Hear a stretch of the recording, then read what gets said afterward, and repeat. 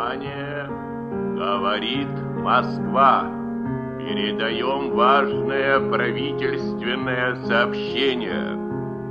Граждане и гражданки Советского Союза, сегодня в 4 часа утра, без всякого объявления войны, германские вооруженные силы атаковали границы Советского Союза.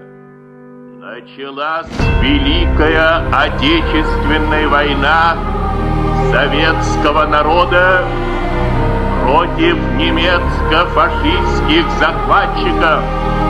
Наше дело правое, враг будет разбит, победа будет за нами!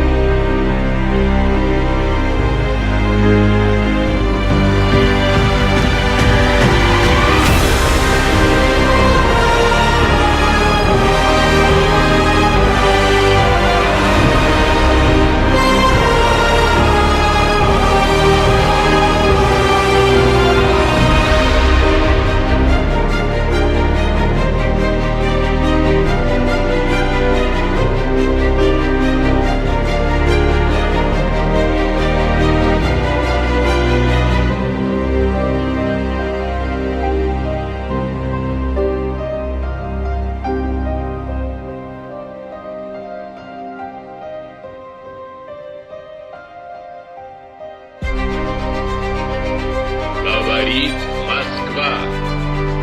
От Советского информбюро.